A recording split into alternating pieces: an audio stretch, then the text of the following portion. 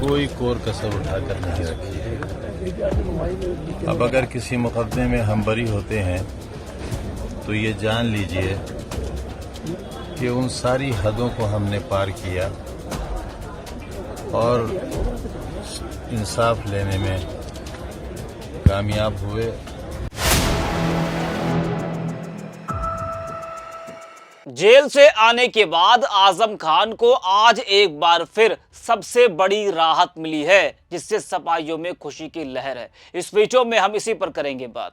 नमस्कार, 4 PM पर आप सभी का स्वागत है। दोस्तों, समाजवादी पार्टी के वरिष्ठ नेता आजम खान जो पिछले 23 महीनों से जेल में बंद थे, वो सितंबर महीने में जेल से बाहर आए, जिसके बाद से लगातार सुर्खियों में वो बने हुए हैं। जेल से बाहर आने के बाद से वे अपने बयानों और राजनीतिक गतिविधियों को लेकर चर्चा में रहते हैं। कभी उनकी जुबानी हमले और बयान सुर्खियों में आते हैं, तो कभी उनके किसी अन्य दल में शामिल होने की अटकलें लगती रहती हैं। हालांकि आजम खान ने यह साफ कर दिया है कि वे सपा छोड़कर किसी दूसरे दल में नहीं जाने वाले हैं। जेल से रिहाई के बाद आजम खान को लगातार कानूनी राहतें मिल रही है। इस संबंध में अब तक उन्हें 2 बड़ी राहतें मिली हैं, जो उनके राजनीतिक करियर और व्यक्तिगत जीवन दोनों के लिए महत्वपूर्ण मानी जा रही है। पहली बड़ी राहत उन्हें लखनऊ की MP MLA कोर्ट से कुछ दिन पहले मिली थी, जहां RSS को बदनाम करने के मामले में अदालत ने उन्हें बरी कर दिया था। यह मामला हजरतगंज कोतवाली में दर्ज हुआ था। इस मामले में आजम खान के पक्ष में फैसला आने से उनके समर्थकों और पार्टी में उत्साह की लहर दौड़ गई। वहीं अब उन्हें दूसरी बड़ी राहत आज रामपुर की MP MLA कोर्ट से मिली है। यह मामला साल 2019 लोकसभा चुनाव के दौरान का हेट स्पीच यानी कि भड़काऊ भाषण से जुड़ा था। अदालत ने सिविल लाइंस कोतवाली में दर्ज इस मामले में आजम खान को बरी कर दिया है। 2019 में आजम खान लोकसभा चुनाव में सपा के प्रत्याशी थे। उस समय उन्होंने 23 अप्रैल को सिविल लाइंस कोतवाली क्षेत्र में चुनावी सभा को संबोधित किया था। वहीं इसके अगले ही दिन 24 अप्रैल 2019 को तत्कालीन SDM सदर प्रेम प्रकाश तिवारी ने उनके खिलाफ केस दर्ज कराया था। वहीं अब आजम खान को उस मामले में बरी कर दिया गया है। इस फैसले से सपाइयों में खुशी की लहर दौड़ गई है। आजम खान को मिली कानूनी राहत न केवल उनके राजनीतिक जीवन के लिए राहतपूर्ण है, बल्कि उनके परिवार के लिए भी बड़ी राहत है। लंबे समय से चल रहे मामलों में बरी होने से आजम खान अब अधिक आजादी और आत्मविश्वास के साथ राजनीतिक गतिविधियों में हिस्सा ले सकते हैं। लेकिन वो खुद कहते हैं कि उनके साथ कब क्या हो जाए, कोई भरोसा नहीं। कोई कोर कसर उठाकर नहीं रखी है। अब अगर किसी मुकदमे में हम बरी होते हैं तो ये जान लीजिए कि उन सारी हदों को हमने पार किया और इंसाफ लेने में कामयाब हुए। उन मुकदमात के खिलाफ जो बड़ी तैयारी से और बड़े मंसूबाबंद तरीके से हमारे खिलाफ लिखे गए। अफसोस यह है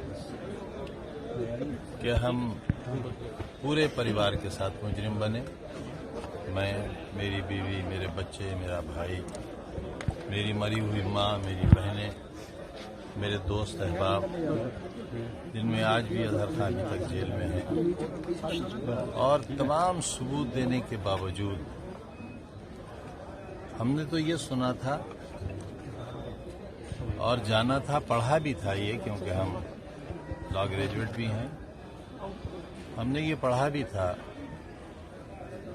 कि इलेक्ट्रॉनिक और वीडियो या ऑडियो एविडेंस के बाद मुजरिम को फांसी के तख्ते से उतार दिया जाता है, और अगर कोई बेगुनाह साबित हो चुका है और इस तरह की कोई एविडेंस उसके खिलाफ आ जाए तो फांसी के तख्ते पर चढ़ा दिया जाता है।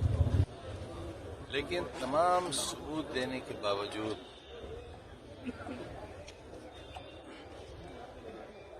हॉस्पिटल का सर्टिफिकेट, नगर निगम का सर्टिफिकेट और मैटरनिटी लीव, हड्डियों का टेस्ट जिसमें उम्र की तस्दीक हो गई। अब्दुल्ला के बाद कोई औलाद नहीं हुई। मैटरनिटी लीव आखिरी प्रमाण है किसी भी अदालत में, आखिरी प्रमाण सो दे दिया गया है। और उससे बड़ा प्रमाण जो हमने दिया, और उसके बाद मैंने अदालत में ये गुजारिश भी की कि अब सिर्फ अल्लाह मियाँ को आसमान से उतर कर आना रह गया है ये बताने के लिए कि अब्दुल्ला की पैदाइश की तारीख क्या है। हमने एक वीडियो कोर्ट में चलाया, 2 वीडियो एक ही शादी के। मैं वजीर था उस वक्त, पहली बार हुआ था, लेबर मिनिस्टर था। मेरी कोठी मुख्यमंत्री की कोठी की बिल्कुल बराबर थी। उस वीडियो में अब्दुल्ला की मां की गोद में अब्दुल्ला है, बिट्टू बराबर खड़े हैं, बड़ा बेटा अदीब, मेरी सालियां हैं, मेरी सास, मेरी बड़ी बहन, मेरी छोटी बहन, पूरा परिवार मौजूद है। और अब्दुल्ला ने कुछ बोला तो मां ने कहा, देखो अब्दुल्ला बोला। ये इलेक्ट्रॉनिक और वीडियो एविडेंस है। मैंने ये कहा कि जब अब्दुल्ला पेट में था मां के, तब मां ने ये दुआ की थी अपने अल्लाह से कि अगर मेरे जिंदगी का बेटा हुआ, क्योंकि हमारे कई बच्चे जाया हो चुके थे, कई बच्चे मर चुके थे, तो मैं इसका नाम अब्दुल्ला रखूंगी, क्योंकि अब्दुल्ला नाम अल्लाह को बहुत पसंद है। चुनाचे इसका नाम तो मां के पेट में ही अब्दुल्ला रख दिया गया था, ये कोई दूसरा अब्दुल्ला नहीं है। फॉरेंसिक जांच हो गई इस वीडियो की, फॉरेंसिक जांच की रिपोर्ट को अदालत ने तस्लीम कर लिया, मान लिया कि सही है। टेक्नीशियंस के बयानात हो गए, उनसे जिरा हो गई सरकारी वकील की, और ये भी मान लिया गया कि हाँ ये बिल्कुल सही है। इसका मतलब ये हुआ कि अब्दुल्ला की पैदाइश की तारीख तस्दीक हो गई। जो हम चाह रहे थे कि हमारी जो गलत तारीख हो गई है, जिस शख्स ने जाकर दाखिला कराया था उसने जो सन गलत लिखवा दी है, इसके लिए हम बहुत पहले जब ये पढ़ते थे तभी दरख्वास्त दे चुके थे। सीबीएसई बोर्ड को जा चुका था, यहाँ के जिलाधिकारी को जा चुका था, सक्षम अधिकारियों को जा चुका था, और उस वक्त तक इलेक्शन कहीं वहमो गुमान में भी नहीं था कि इलेक्शन लड़ना है या लड़ाना है। आजम खान की राजनीतिक छवि और उनके समर्थकों के लिए यह राहत किसी उम्मीद की किरण से कम नहीं है। समाजवादी पार्टी में वरिष्ठ नेताओं और कार्यकर्ताओं के बीच यह खबर उत्साह का कारण बनी है।